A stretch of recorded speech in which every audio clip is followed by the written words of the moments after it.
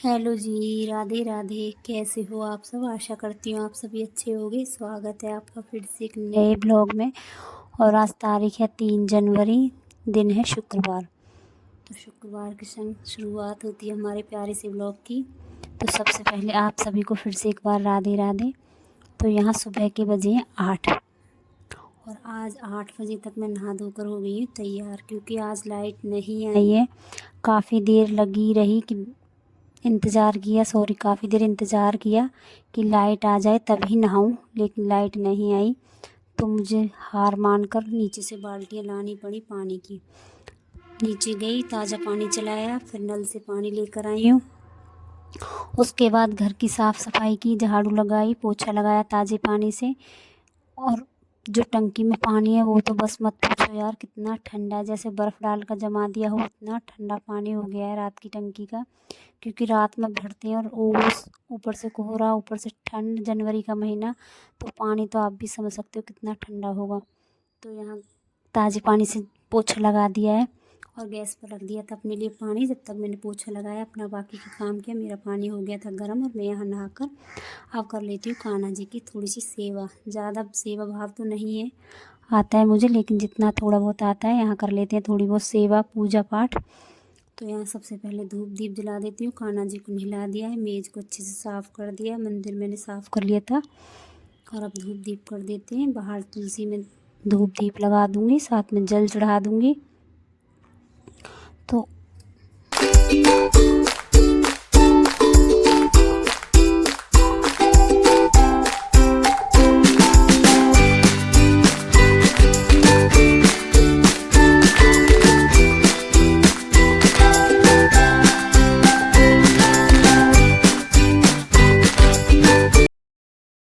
और यहाँ पूजा हो चुकी है, सुबह की चाय बना ली है, चाय सभी ने पी ली है। उसके बाद बच्चे भी आज घर पर हैं क्योंकि छुट्टियां पड़ रही, तो बच्चे अंदर बैठे हैं ठंड में। और बच्चे करें भी तो करें क्या, ठंड में बच्चों को कुछ काम भी नहीं है पढ़ाई के और कंबल में बैठने के सिवाय। तो बच्चे मेरे परी अंदर बैठी हुई है और उज्जवल गया है ट्यूशन। तो यहाँ पानी लेकर आ गई हूँ, ताज़ा पानी नीचे से। और आज तो काफ़ी ज़्यादा पानी लेकर आई हूँ नीचे से। और आज एहसास हुआ है पानी की कीमत क्या है। जब पानी हम टंकी से खोलते हैं तो इतना एहसास नहीं होता है, लेकिन जब भरते हैं ऊपर लाते हैं तब में एहसास होता है कि पानी की कीमत क्या है। तो यहाँ 5 से 6 बाल्टी पानी लेकर आ चुकी हूँ। ज़रा सी देर में ही बाल्टी खाली हो जाती है। तो यहाँ फ़िलहाल तो लेकर आ गई 2 बाल्टी। एक बाल्टी पास में रखी हुई है और एक बाल्टी ये रखी हुई है ताज़े पानी की, धोकर साफ़ करके लेकर आ गई हूँ। और सारे बर्तन एक साथ इकट्ठे कर लिए हैं और सारे बर्तनों को करूँगी बैठकर साफ़। क्योंकि घी के बर्तन हो या दूध के हो, मलाई के हो, ये थोड़े आज के जो ठंड पड़ी उसमें थोड़ा बहुत पानी गर्म ही चाहिए होता है। तो फ़िलहाल तो जो पानी है ताज़ा पानी थोड़ा सा गर्म ही लगता है कि गर्म पानी है। ठंडे पानी से तो कहीं अच्छा है ताज़ा पानी। तो नीचे से ताज़ा पानी लेकर आई, सारे बर्तन साफ़ किए, उसके बाद सारी जगह साफ़ की और पूरा साफ़ सफाई करने के बाद पोछा लगाया। और अब करते हैं खाने की तैयारी। तो खाने में बनाऊंगी आज मैं सिंपल वाली दाल, मूंग और मसूर की दाल बनाऊंगी। और यहाँ देख सकते हो आप मेरे लगे हुए हैं 2 टमाटर। तो 2 टमाटर मैंने कल परसों तोड़े थे और 2 टमाटर तोड़ लिए आज, और अभी 1-2 और लगे हुए हैं। तो 1-2 टमाटर 3 या 4 दिन में आ ही जाते हैं, तो चल जाता है काम। कभी ज़रूरत पड़ती है, ना हो तो हो जाता है। तो आज टमाटर थे नहीं घर पर, तो यही दोनों टमाटर तोड़ लिए। दाल मेरी हो गई थी 2 सीटी में तैयार। मूंग मसूर की दाल है, जल्दी तैयार हो जाती है। तो यहाँ मैंने मूंग मसूर की ही दाल बनाई थी, तो 2 सीटी में तैयार हो गई थी मेरी दाल। तो यहाँ मैं 2 टमाटर लेकर आई थी बाहर से। 1 टमाटर को मैंने काट लिया और 1 को रख दिया वापस, क्योंकि इतनी ज़रूरत थी नहीं। मुझे लगाना था हींग जीरे का देसी घी से तड़का, लेकिन बच्चों को खानी थी प्याज वाली दाल। तो एक छोटी सी प्याज काट लिया, 1 टमाटर काट लिया, भूख के लिए दाल निकाल दी अलग। और यहाँ प्याज और टमाटर का ही तड़का लगा दिया बच्चों के कहने के हिसाब से, क्योंकि बच्चे आप भी जानते हो मूंग की दाल या मसूर की दाल ऐसी दालें नहीं खाते हैं। और परी तो बिल्कुल भी नहीं खाती ऐसी दालें, बोलती ये दालें पेट के दर्द में खाई जाती हैं, बीमार होते तब। लेकिन मैंने उसको नहीं बताया था कि इसमें मूंग की दाल है, तो मैंने उसमें थोड़ी सी मूंग की दाल भी मिक्स कर दी थी। लेकिन हाँ, मसूर की दाल वो खा लेती है, लेकिन मैंने मसूर और मूंग की दाल मिक्स बनाई है यहाँ। और यहाँ दाल को तड़का लगा दिया और आटा लगा कर रख दिया अभी।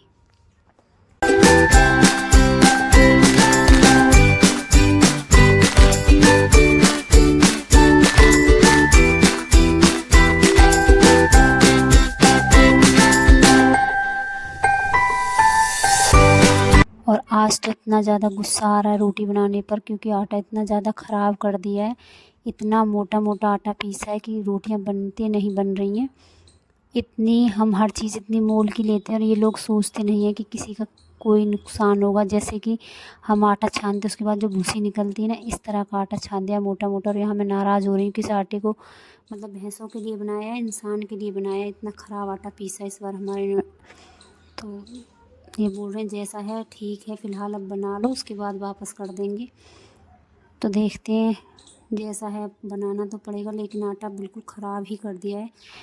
लोग ये नहीं सोचते हैं कि किसी का नुकसान हो रहा है या किसी का फ़ायदा, बस अपना ही फ़ायदा दिखता है हर किसी को। तो यहाँ जैसे कि गांव के जो लोग होते हैं वो आटा डालते हैं ना भैंसों के आगे मोटा मोटा, इस तरह का आटा पीस कर तैयार कर दिया इस बार हमारा। तो यहाँ देखती हूँ वापस होगा या नहीं, नहीं होगा तो कैसे ही इसमें और आटा अलग से पिसवा कर उसको मिलाऊंगी, तब जाकर कहीं ये आटा खाया जाएगा।